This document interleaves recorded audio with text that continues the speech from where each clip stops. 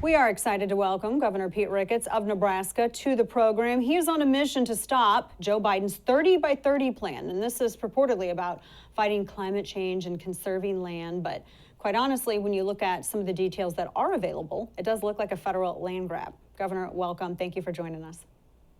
My pleasure. Thank you very much. And it is absolutely a land grab. Yeah, I mean, I'm looking at the details of this, and they were really sketchy about what they were releasing and what they were telling people about it. And for me, I just kept thinking back to the Bureau of Land Management under Obama Biden, and that was, I mean, the Bureau of Land Management. That's when BLM stood for something different, and they were very, very aggressive in going after farmers and ranchers. And I mean, they were looking up at the northern Texas, southern Oklahoma, and with this, I mean, it's kind of like the same old, same old. I mean, at least it seems like that to me. This really, Governor, doesn't have anything to do with conservation. So tell us about that for those who may not be familiar. Yeah, the 30 by 30 plan refers to having 30% of the U.S. land and waters in a permanent state of natural conservation by the year 2030, which of course is only 9 years away. And if you want to put that in comparison, according to the National Geographic, about 12% of our land would be in that category right now, or about 289 million acres. And this would take it up to 729 million acres, or add about 440 million acres on top of that. And the problems with this are really numerous.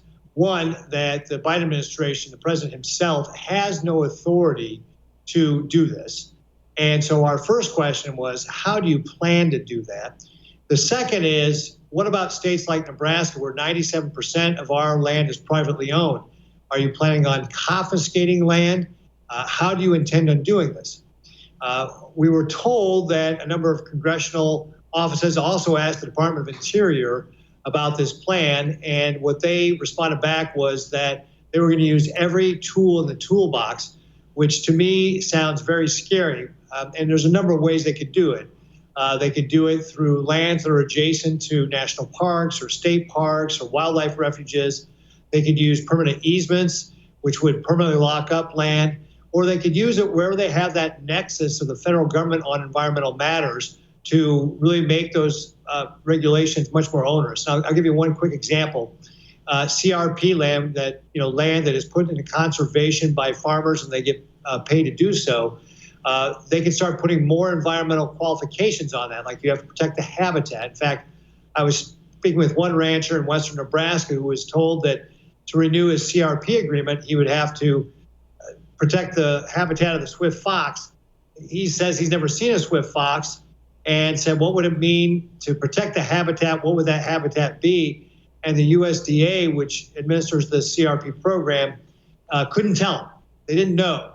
And that is very troubling, because that means that they're making up rules and that you may not know what you're signing, and then they come back later on and start enforcing these rules and basically take away your property rights. And that's what this really gets down to, is a land grab by the federal government to remove people's private property rights. If the federal government really believed in conservation, if that was the goal, they would leave it up to us here in Nebraska to determine that, because nobody cares more about our land and water than we do, and our air than we do here in Nebraska. In fact, through conservation efforts that we've had here and this regulatory scheme we've set up in our state, we've kept things like our Ogallala Aquifer, which is one of the largest underground aquifers in the world. In Nebraska, it's within 1 foot of where it was back in the 1950s because of the good management practices we've had here. So our farmers and ranchers were the original conservationists. They were the ones that wanted to pass on the family farm and ranch to the next generation. We don't need the federal government coming in here and taking away our private property rights in the name of conservation. We do a great job here. There is, if memory serves, a significant number of land, state by state, a significant percentage of land that is already federally regulated. It's just not clear to me as to why the federal government thinks that there needs to be more put into conservation, because as you said, the people who best know this land are the farmers and ranchers and the people who own it, not these bureaucrats in the United Nations, some of whom have never even stepped foot in this country, much less middle America.